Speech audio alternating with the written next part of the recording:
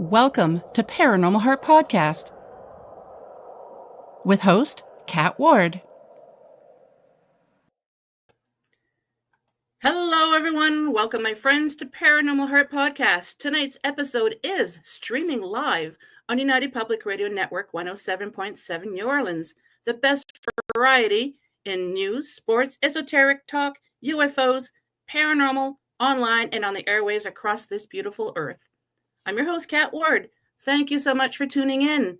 Folks, before I introduce my special guest, I'd like to give a special shout out to two special souls that I had the honor in meeting, Mike Rood and his service dog, Spark.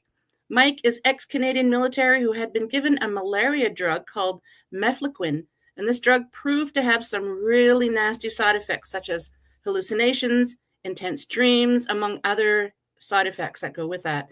So Mike and Spark are driving across Canada, bringing awareness to this drug's toxicity. And if you're interested in finding out more about Mike, Spark, and their journey, check out his podcast, The Rude Awakening Tour, available on YouTube. Folks, I have a return guest tonight who has experienced pretty much everything in the paranormal. He's a remote viewer, UFO, Bigfoot, dogman researcher, and experiencer, Sir Bryan Bowden. Bryan also is founder and director of New York State UFO Project, director of North American Dogman Project, and so many more other organizations. He also has hosted many podcasts such as Nobo Boomy, Nobody But Me, Inside the Goblin Universe with Ronald Murphy, and currently hosts Third Eye Live. He has an impressive long bio. If I mention all of his resume, this would take up an hour episode. So without further ado, please help me welcome Sir Bryan Bowden. Yeah, don't do that, Kat. Hello, everybody. No. It's good to be here. It's good to be back on Paranormal Heart and now UPN, right? So yes. In New Orleans down there. New Orleans. I've yet to be, and I know everybody is like, you got to go. You know, they got vampires. I'm like, they got everything down there. I'm like, yeah, they got hurricanes with a lot of alcohol in it too. True. Looking forward to it. I'm going to be good, people. No cursing or whatever, but my own shout out. I want to shout out to Jen Noseworthy from the Newfoundland Paranormal podcast, or I that's how I know it. But Jen is, love her. She's great. It's a great show. She's amazing. Great group. Yeah. So, and I believe she does UPN. I may have done. She does.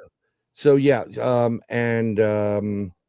I'm also shouting out to this Italian guy I know, who basically Kat's in love with. I mean, she's the president of his fan club. He was the first guest.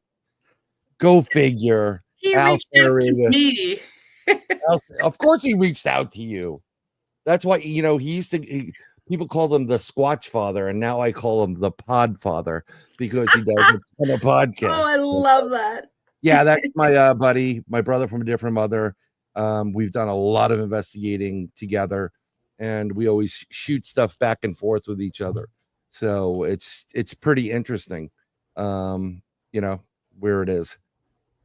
So we're good, But thank you again for having me on. What's on our agenda tonight? There's so much stuff. Bigfoot. Oh, I know. Yeah, there was so many topics to choose from with you. I mean, you've experienced it all, really. Yeah. I'm going to say fortunately and unfortunately, it's not always a good thing. There's certain things, like I've had plenty of Bigfoot experience and encounters and dogman encounters. I'm not a fan of the dogman, and it sounds all nice and cute, but the dogman is not nice and cute. Not at all. And but it's still an interesting thing. But let's rock and roll for all your fans that are out there on the Paranormal Heart podcast, and I'll do my best. Get this done. So can you give us Kimber. before? Hi. Yes, I'm just saying hello to two comments. Yeah, I just saw that. Yes. Hi, Kimber. I know I'm American, but we do have manners. Yes, you do. Yes, you do. Yes. As you know, where I work, I encounter a lot of people from the U.S. and Right. I have to say they're probably more polite than we are. It's always yes, ma'am, no, ma'am, thank you, ma'am. It's like, wow. Thank you kindly, ma'am. Yeah, I'm always like that, and I approach people. Even my kids do it, but my youngest is very intuitive, like super intuitive. Like I call her an earth angel, not because she's my daughter, but because she says things that'll blow your mind. And we're always, I always try to thank people if they're working in a retail or wherever I'm interacting with them. If they have like, hey, Kat, thank you very much for your help. And I always tell them to have a blessed day. So, I mean, because the bottom line is in this crazy world, we don't know what you're going through and you don't know what I'm going through. But even in my worst, I'm trying to stay on the positive because negative can consume you and it's unfortunate. But Indeed. yes, And Kimber, is that digress. bless your heart? I know what that can mean if you're in the South. Bless your heart. We Yeah, actually say that can we go say two that up here ways. in Canada too, and it depends on the tone what it means. But yeah, we say that up here too. Oh yeah. Oh yeah. Yeah. When if you're gonna be condescending or not. When you actually mean it, or actually it's three different ways. It could be condescending, it could be genuine, and it could be a flirt. So I don't Oh know what it is in yes. Canada. Yeah. Yeah. So, Yep. I would probably use that. Well, bless your heart. If you're a good little kid or whatever. Yeah, retail and waitressing. I've been there, both of them. Not waitressing, Me too. waitering. Oh, you And didn't yeah, I have the spoke nice little soup. skirt on while you were waitering? No, I told it a gentleman, no, don't grab, and he grabbed, and I poured hot soup on him. Oh, Oopsie. yeah. Yeah. So it's crazy, crazy world. But I That it think is. you mentioned when you wanted me to come on to talk more about Bigfoot, and we can do that. Yeah, please Um, do. actually, Tell us about yeah, something very interesting. So I've been investigating Bigfoot for a long time. I don't want to give my age away, but decade. 150 years. Yes, unlike my podcasts, that everybody says I have like 50 million of them. But I've been investigating this creature because since I was a little kid, I saw him on TV. There wasn't that much stuff. I'm around before the internet. We had libraries to go Yeah. to. The Dewey, Microfiche. yeah, the Dewey Decimal System. Yeah. Oh my God, the microfiche. It was just, we're gonna find this. And you're wheeling around in this stuff. Yeah.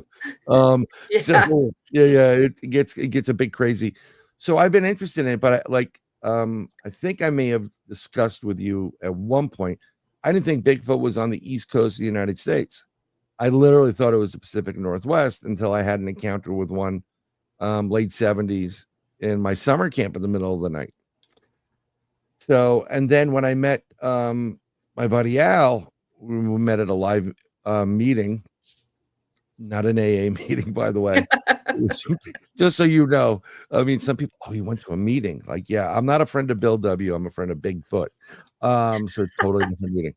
And so he was talking about all of his experiences, and if you don't know who Al is, he kind of talks like this, and hey yo. But I looked it up. I remember it. I remember everything about it. I have a photographic and audiographic memory when I want to use it, which is most of the time, but depends if I'm tired or not. And I looked up in the area in Connecticut. It took place in Connecticut. And I looked up, and literally the same summer I had my experience at 3 a.m. when I was a young kid, and this big giant, gorilla monkey head was staring in my window, looking around, peeking.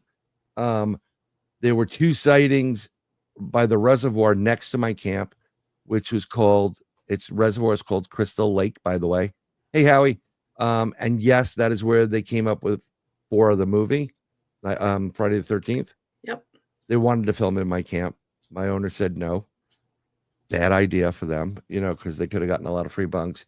And then on the opposite side of that mountain, there was another sighting of a Bigfoot. So there's 2 by this reservoir, which is no more than maybe 250, 300 yards from my camp. And then on the other side of the mountain where my camp was in Lover's Lane, these two people were, heating up the car, and they saw a giant wild man walking past the vehicle. So that was my first major experience. And then did more research on it because more was available. And I find out, and I just started investigating. And I've been investigating this stuff in New York State, Connecticut, Maine, Vermont, New Hampshire, almost all of New England. I didn't get into Canada to investigate any of that stuff. I've been in certain areas of Ontario. One of the areas I did go to was New Brunswick, Canada. And apparently, if you come out of New Brunswick and you bank the right, and you're going towards, I'm going to get this in trouble, St. John or John's. St. John is in New Brunswick. St. John's with the S is Newfoundland. Okay, so St. John then, because that's the bigger town or whatever it is. There is a lake right near there, and apparently there is a sea monster in the lake. So many, many moons ago when I went into Canada, I was there with my wife, and we sat in front of that lake, and she was like, what are we doing here? I said, just look. And we kept looking, and about 10 minutes later, she's like, no, seriously, what are we? I said, look right there. Look over there. And she's looking. And after about another 10 minutes, she's like, what the are we doing here? I said, there's a sea serpent in there, like Loch Ness. And she goes, put the car in here. Let's get out of here. So yeah. she wasn't game for that. But I didn't see anything over there anyhow, which would have been nice. But there's been a lot more reports coming out of Ontario or Northern Ontario of Bigfoot, vocalizations, movement of trees, and it's catching people a little bit, off guard. I'm sure there's plenty of locals that have had an experience. They knew about it. And is there a local name for these cryptids like Bigfoot up there, or is it just Bigfoot or Sasquatch? Bigfoot or Sasquatch. Yeah, I prefer Bigfoot. I don't use the term Sasquatch. I think it's it's a Bigfoot. I know it's, neither here nor there, but some people are like, no, it's Sasquatch. I'm like, I'm not getting into a fight with you. Sasquatch is an indigenous name for that specific species. It goes by a dozen different names. Yes. Yes. Indigenous have a lot of names for them. Yeah. So, and it's really, I've basically on the East Coast, from the top all the way down to the bottom in Florida being my most recent expedition. And we'll talk a little bit about that. On the West Coast of Florida, one of our friends, and I believe he's a friend of yours. He may have been on your show, Stevie Strings. Okay, well, we're going to get him on Paranormal Heart. We have Stevie to, yes. Strings, yes. Stevie Strings is an amazing human being as far as wonderful human being is concerned. He lives on the West Coast of Florida. I call it the West Coast, the Gulf Coast. And he has been researching, they call him Creature Man. And he has been researching these creatures since he could remember. He has a bit of native in him. And he does a lot of movies too. So he did 70 Years After Roswell, which is a great movie. He makes films. He does a lot of Bigfoot stuff, The Pit. So he has a ton of stuff to talk about. But he invited me to his location on the West Coast last, I think, April or May. And it was in one of the state forests there. And pardon me, I'm not going to give you the state forest. There's a bunch of them there. And there are a bunch of Bigfoots in all of them, just so you know.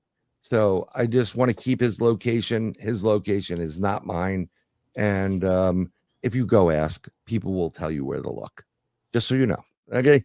So when we get there, he rented a whole campground. So a huge camp, almost like, I would say a bunch of acres, probably 10 acres worth of campsite. I'm not kidding. And when you pull in, it has a chain on it, and you can lock the parking area. So it's just for you guys. So he has a buddy that was former, he's a police officer, former or retired police officer in New York City.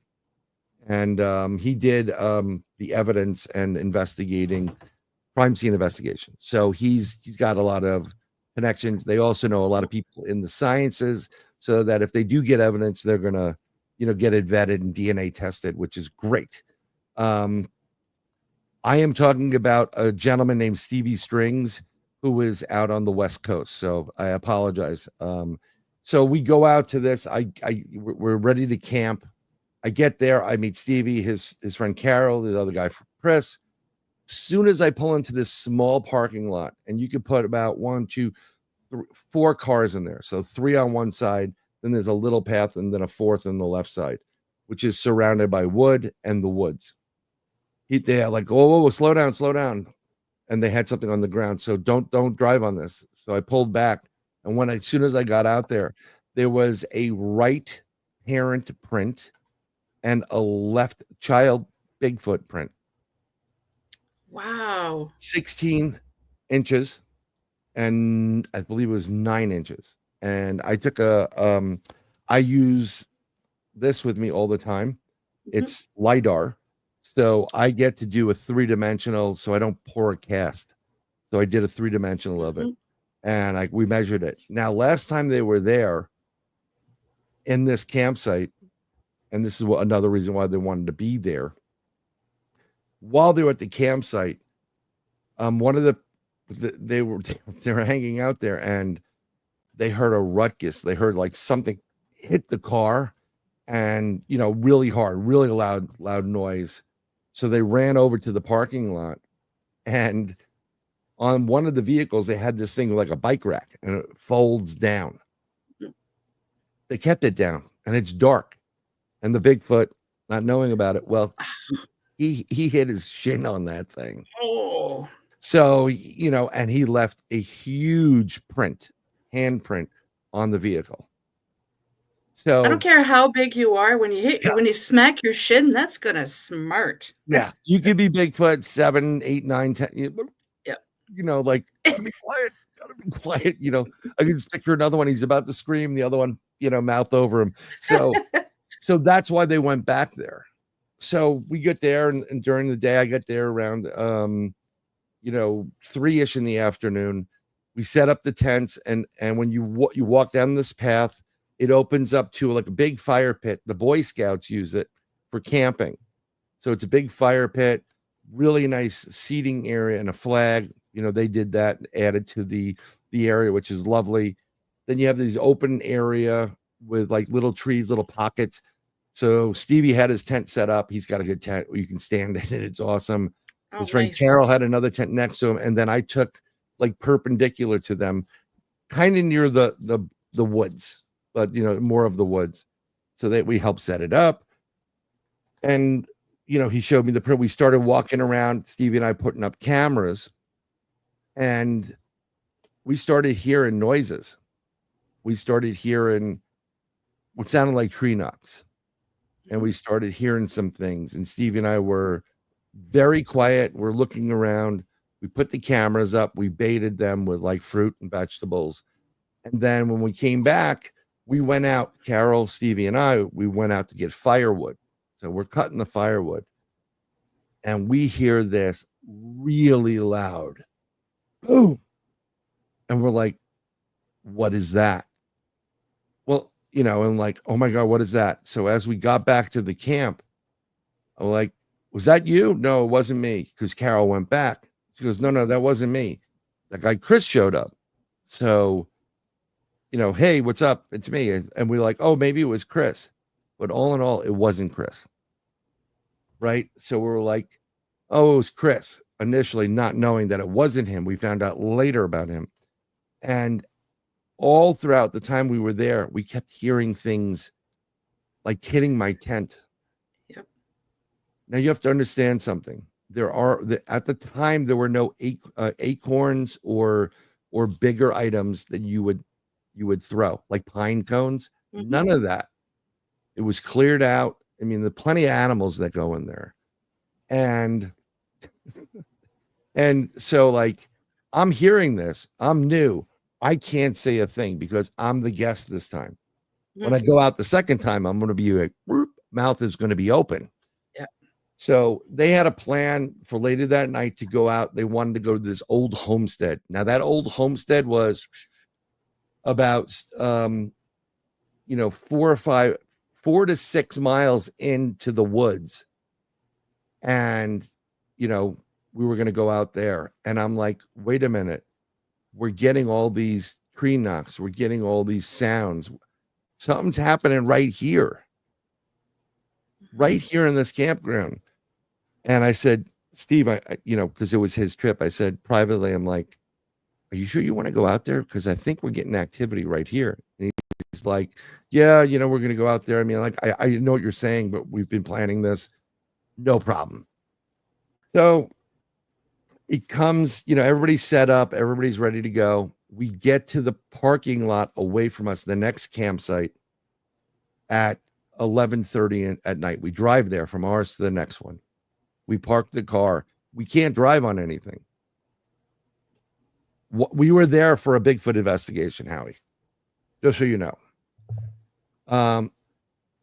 Well, so let's read the question. So Howie Odell said, so real quick question, why are you all there? Did you have the sense that that feelings like you were being watched, like it was nagging at you? As a person that is going, I know when they're there. I know I'm being watched.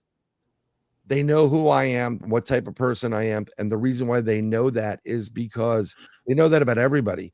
They can sense and detect your aura.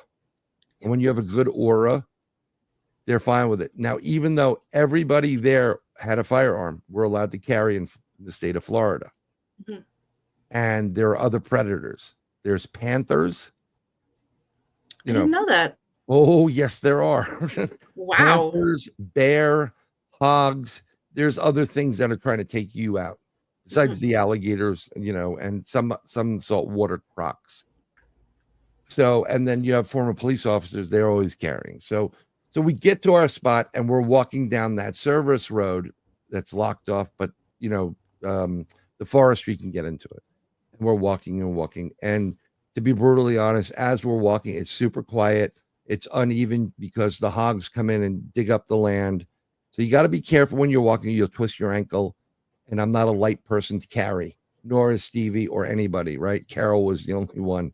And we start walking and they're like, what's that? What's this? You know, I end up, to be brutally honest, nothing was taking place. Now, the reason why we're going all the way into this ancient campsite is because they know people in forestry who knows that they're legitimate. They're not playing games. They're good people. And they told them about a couple of Class A sightings. So the Class A sighting that took place at this old homestead was ranger comes out to go check it, checks it. He forgets to, you know, he wants to put up something there, a sign, forgot it, turns around, drives back out. Very simple. Okay. You can do this in a couple of minutes, not that long. When he comes back in, he discovers there is a dead hog with its head ripped off. Not many things can do that. Not many things can do that well, at all. Could have been a squirrel. You know, that's a big squirrel. So this is within minutes. So the ranger told him that. Then there was a French Canadian family at the other campsite opposite it that rented the property for a weekend, Friday, Saturday, Sunday. And that Friday night, they left Saturday because they came to the ranger and they said, the ranger goes, why are you leaving, by the way? Can we, you know, find out, is there something wrong? He said, no, it's a lovely place, but there was this bear that kept staring at us in the woods all night long. So that was, my wife was uncomfortable. A bear. Probably not a bear. Bear's not staring at him. Not 1 second of that. You know, so these are Class A sightings. They've had them all the time. Even Stevie's had stuff there. And we go into this, we hike all the way in. We have an incredible FLIR thermal imaging camera that Stevie has. You can see 2 miles, crystal clear. I have to get one. It's like $4,000 US. I'm like a little bit late on that. Wow. Yeah, it's the real deal. I think it records for 12 hours and it's amazing. Okay, so We didn't use that. So, it was, by the way, it is close to 100 something degrees, super humid. I'm in long pants, a t-shirt with a big orange New York State Sasquatch Project sweatshirt on because of, mosquitoes. I don't work out, but I do walk, but I haven't walked like that in a while. I'm hot. I'm tired. I'm just like, as we keep going further in, I'm like, we have to kind of walk out of here, Yeah. So long story short, we get to this ancient campsite and it's right by a river. And I love this place. I know why the Bigfoot are there. I know that they're there because there's a ton of camouflage for them. There's water, like water access for food and getting out. Thank you very much, Kimber. And then there is also, a lot of coverage. They can come and go as they please. It is a perfect spot. It's deep within. Many people don't get there. You're not allowed to drive through this thing. There's no paved roads. It's all sand-based roads. You need like a real deal 4-wheel drive to get through there, or electric bike, and none of us had that at the time. If we had bikes, we would have been in super quick, been able to get out quick. We could have explored a lot more. So by the time we get there, it's about 3:30 in the morning. Holy cow. Yeah. It's a long hike. So we're sitting there and we're looking around. And to be brutally honest, all the action we had was coming from that camp. And I'm saying, like, I'm trying to plead with these people in a nice way because it's not I'm a guest. Yep. We really should be going back to the campsite. So I had a couple of moments with Steve and I said, I really do think, I understand why you're coming out here. You've wanted to do this. It was washed out last time. We had action in that campsite. We should be there. He goes, I know. So by the time we get back to the campsite or get into the parked area, it is like 5:45 in the morning. I'm beyond hot. I'm like, my legs are seizing up. They're going to go, we're going to go to bed. And I'm like, if I lay down in my tent, it was a lower tent, I'm not getting up tomorrow, Yeah. So I said, you know what? The hell with this. I'm going to sleep in my car. Now, what was interesting is I have a dash camera in my car, and I hooked it up before we left to a huge USB battery that will last all night long. It'll actually last for a couple of days. When I got into my car, everything was locked. The screen of that said, delete, by pressing yes, you'll be deleting all the videos. And I'm like, the only way you can initiate that is if it'll say card full, which means you have to go into a setting to, initiate the delete. It doesn't say, to delete, press yes to delete everything. My car was locked. So something was able to manipulate my camera to get it to that point. And I think they were trying to do it prior to us coming back. And they stopped because they knew we were coming back, which I found interesting. So I made a note of it, cleared that out. I plugged it, made sure it plugged back in. And I turned my car on because I got to be honest, air conditioning was really key at this point. And I just fell asleep in my car, sitting up, AC running. I told him, I'm just going to sleep in my car. Now, where my car is situated, if you're looking at the parking lot, there are 3 cars to the right. I am the only car on the left with about a 3-foot, 2.5 to 3 foot clearance between a side huge wooden post that you can kind of skirt around. I got as close. Oh, I was beyond melting, Kimber. Beyond. I probably lost like 20 pounds in just sweat. And you can get to it if you slid into it human wise, but it was just basic. You weren't opening the car door there, whatever. So I sit in my car and I lock everything up, and I'm about to pass out. And I said, I'm going to pass out. And my hand is actually on my firearm in my hoodie, just in case, hangry. Oh, yes, I was hangry, hot. angry. No, I wasn't angry. I mean, like 9 out of 10, if you go out 10 times on a paranormal investigation, if the one time you may get something, the rest are always going to be nothing happens. Even, and then maybe you get an EVP or something like that you're not aware of, so on. But it was just like, no problem. So we're back at the campsite. They went into the campsite. They lit a fire. Everything, went a little bit lower.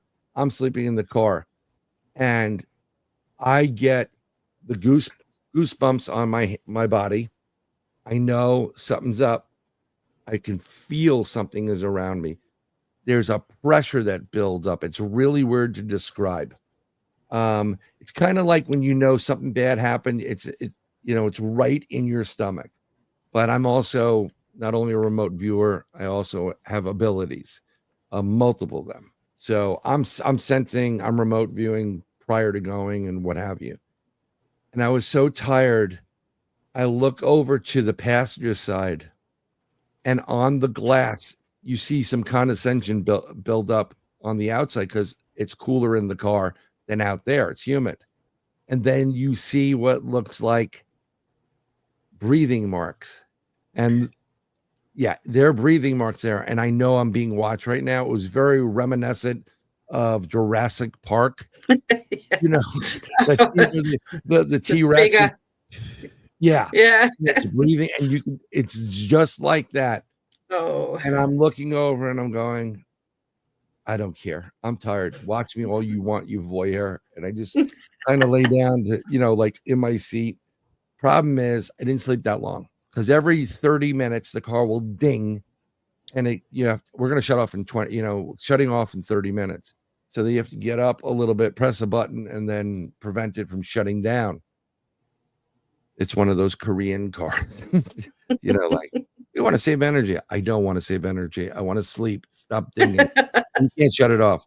So I'm kind of going in and out of sleep. And I sensed it, and I get maybe an hour and a half, 2 hours.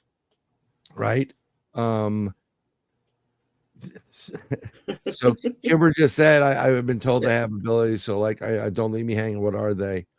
But they don't know. Everybody has abilities. It's a God-given abilities. This is how you're supposed to communicate with God. It's not only just in prayer, whatever your religious belief is, but your pineal gland is the key to that. And you're supposed to meditate, and then you get into vibrating at a higher frequency so you can connect to spirit above and other abilities, readings, whatever you name it. It's like a muscle, so you got to keep working at it. Just so Kimber. So I get up in the morning. I'm like, I'm not going to sleep anymore. I am stiff as stiff. I'm thinking about using the restroom, and I get up, close the car, shut it off, and I walk out like through the campground, probably like a bunch of acres to get to our own private restroom, which is a hole with a whole bunch of what. And I'm like, you know what? I'm going to go to town. I'm not using this. I mean, if I have to, because when I set up, Al does the same thing. When I set up my tent, I have a tent and then I have a bathroom. I make my own bathroom. That's a little bit better to deal with. This was just not appealing. And I'm checking things out. I'm seeing some footprints, depressions in the ground that do not look like bear, none of that stuff. Right. So when I get back I'm going to go into town. Everybody's sleeping out like lights. I looked on the right side of where my car was, and right where my window is are two like fist knuckle prints. Big knuckle prints, bigger than this. And I'm like, yep, I was being watched. I wish, so go to town. It happened to be, it was actually, I thought it was April. It was May, because it was May 4th when I got into town. And the reason why I remember that is somebody was dressed as Boba Fett. Thank Fourth be with you. So it's like, yeah, they're everywhere. And then I started reviewing the footage, and there seems to be an anomaly in the footage, like almost like if you watched old VHS tapes and it kind of gets pulled, there's a wobble. So I'm like, it's not enough to be like, look, that's That's a Bigfoot. I don't want to be the blob squatch guy, but I know it was there, and it's just insane, right? Go there. Eventually, I see Stevie and Carol there. Chris had to go back, so I was done. I said, "I'm going to go back to camp. I'll wait for you there." Go back to camp, and I'm hanging out by the fire pit area, big fire pit, and they have these big telephone pole type of poles in the ground that people can hook hammocks to, which is kind of cool. So there's 6 of them, and I'm actually talking out loud. I'm like, I know you can hear me. Thank you for the display the other day and the information. I would love for you to, come out or give us a sign.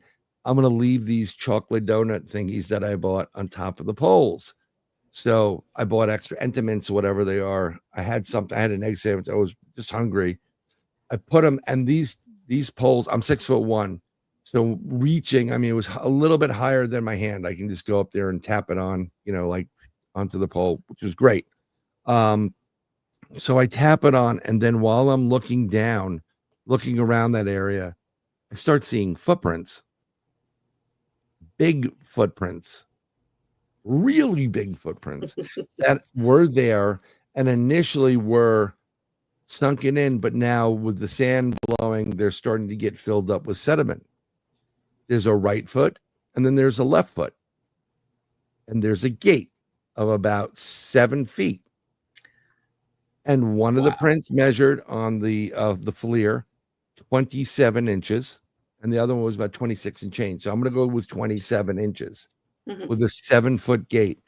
That legitimate big toe, the little toes, everything, right, left. So I start using my FLIR device, to do it. I'm going to output it as a movie and then eventually put it up on my YouTube, which is at BRYANBOWDEN. Hey, Jen. There she is. Hey, Jen. We love you too. Paranormal Newfoundland podcast and Bog team. Yeah, we gave you a shout out. So I literally I waited there, and then I'm waiting for Stevie to come back because I want to show him. And I said, "Come here." And he's like, "What's up?" I said, "Look." I said, "You see the prints over by the fire pit?" He goes, No, I didn't see it. I'm like, 27-inch print, brother. That Bigfoot, okay? I'm going to assume that the telephone poles were at least 7+ feet. Okay? This Bigfoot that was 26 or 27 inches print had to probably go over those 7-footers by at least 2 feet. It was a minimum of 9 feet tall. And it was crazy, right? So I'm just wiped out. I'm getting heat exhaustion because it was too much at the time there. It was abnormally hot. And you haven't had much sleep either. No, and it was, my muscles are seizing. I did have advanced life-saving training, and I know, like, I'm getting a headache. This is going to be bad, and I got to drive 3 hours across the state to get back. Chris had a jet. There was a problem at his house. So I said, "Listen, you guys, I got to go. I'm feeling, out of it. I don't want to get sick here and then have a bigger problem." So that, because prior to that investigation, not that long, about a year, I did have a massive widowmaker heart attack. That was fun. After the New York Rangers lost a hockey game they should have won. Thank you. I'm a New York Ranger hockey fan. That's about it. I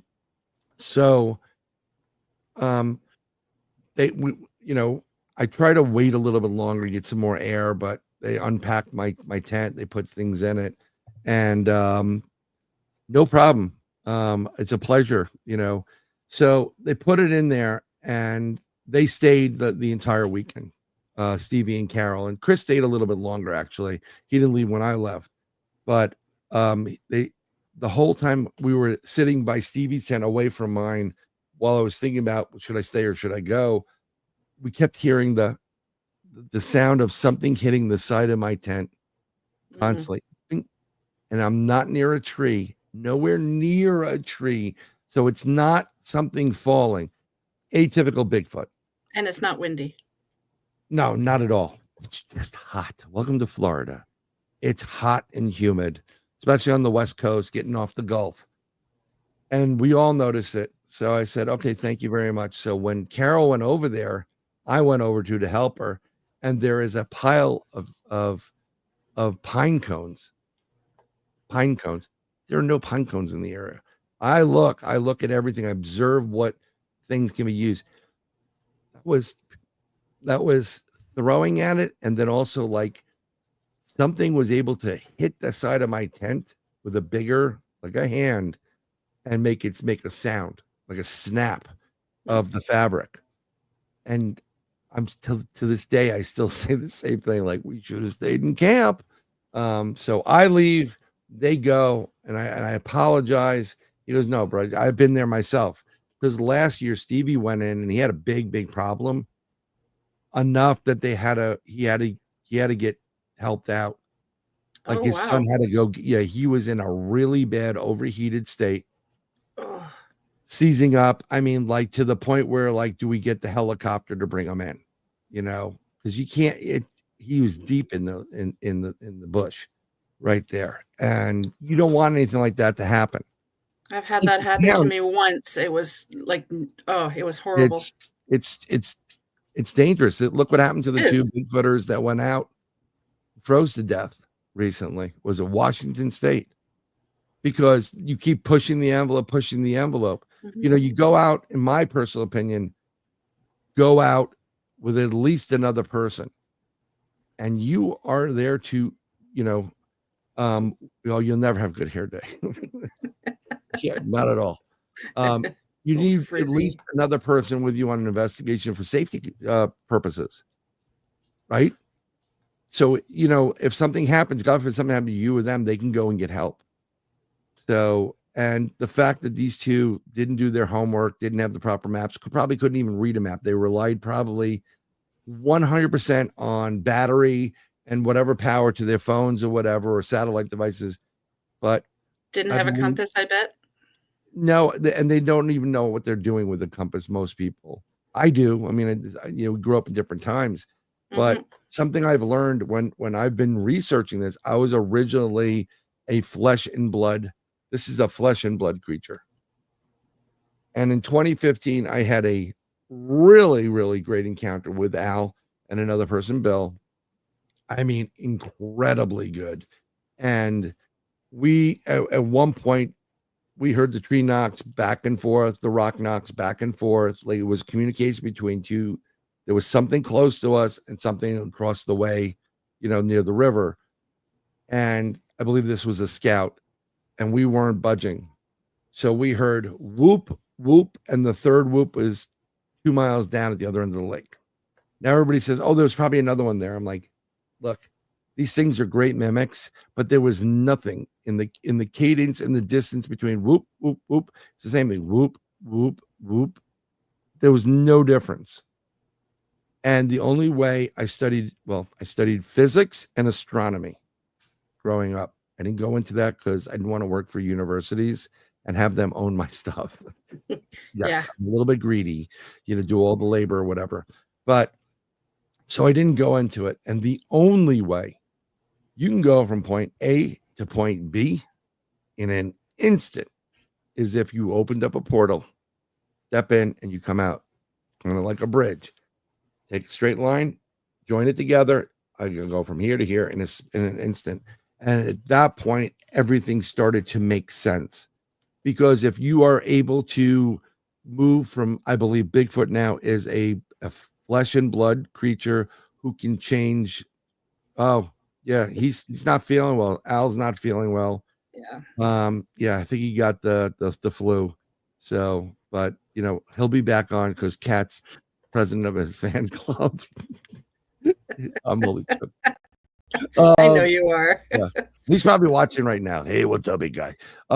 So that's the only way you can do it. And then from that point, I always have questions. I have like tons and tons of hypotheses and no real answers. Every time you have an encounter, you're like, okay, that checked that, and that. But now I have these 10 other questions, right? Whatever. So I believe Bigfoot and some other cryptids are flesh and blood creatures that have the ability to alter their molecular appearance and makeup and go interdimensional. And in the process of changing, they can use that for active camouflage. Okay. They have the ability to create using nanotechnology in their inherent ability to fill in certain portions of their hair and their fiber. We've noticed that if you look at the hair of a Bigfoot, I think it's called the medulla in the middle of it. I'm probably pronouncing that wrong. Please forgive me. And it's missing. And usually that's part of a hair sample.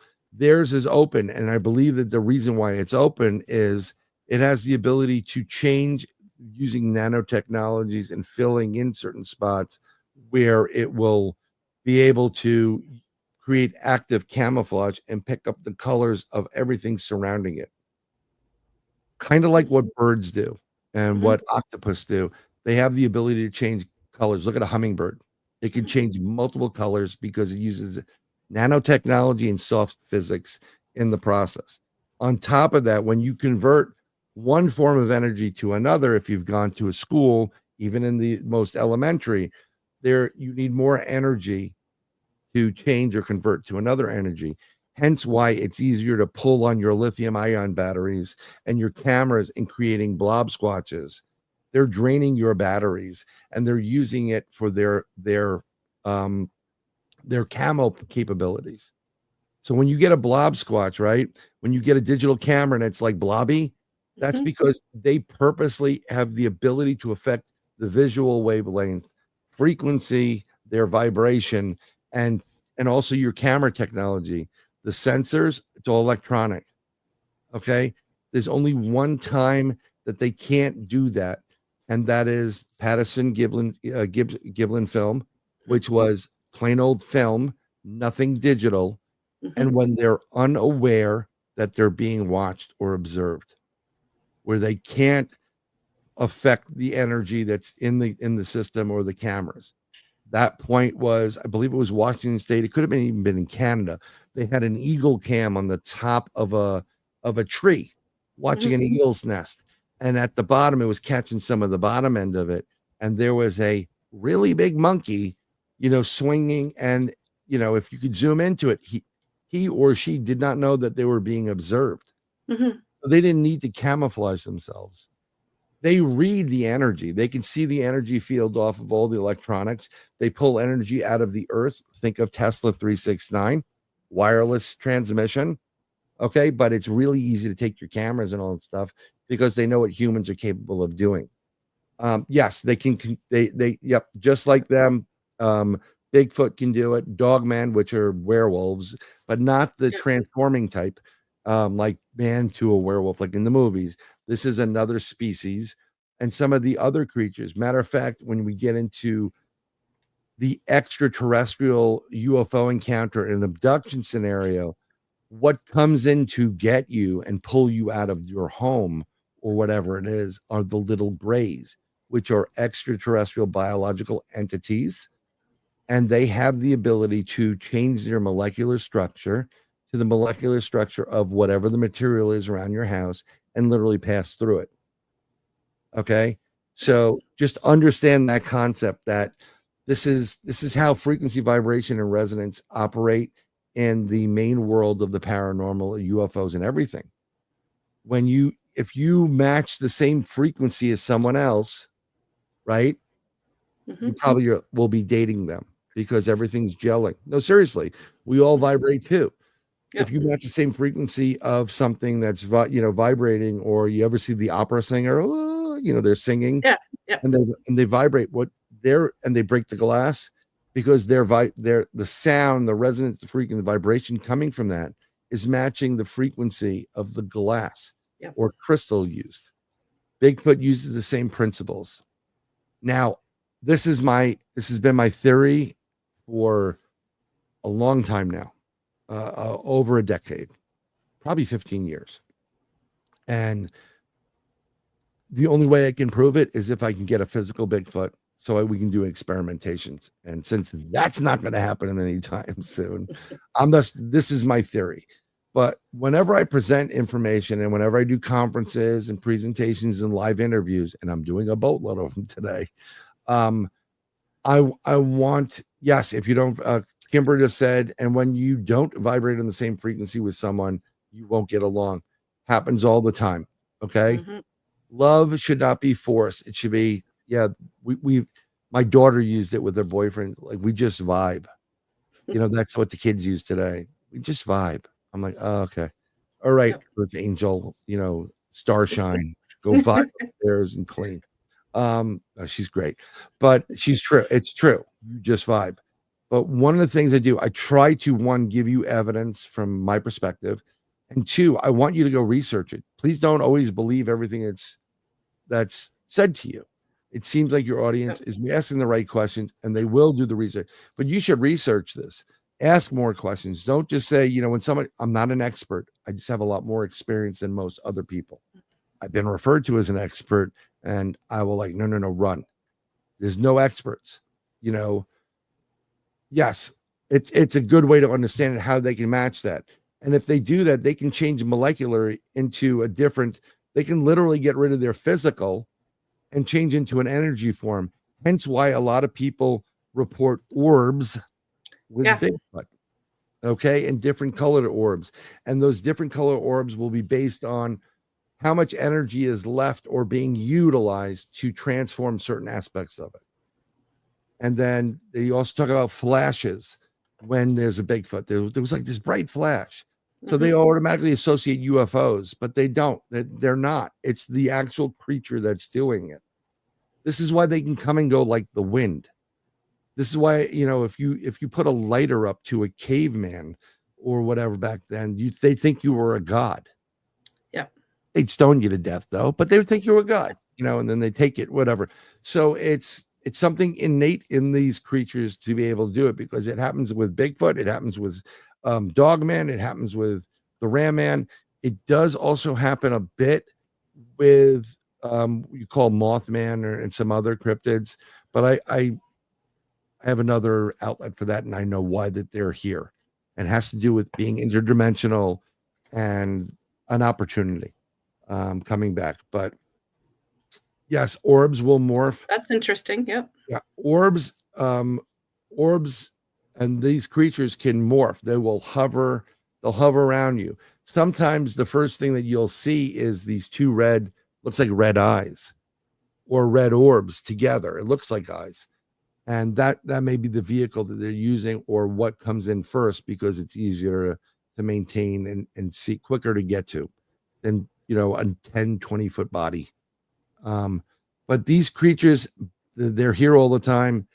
When I believe when they get to a point where they're going to pass away or expire, they know that they need to go into a different dimension. And I believe they live interdimensionally.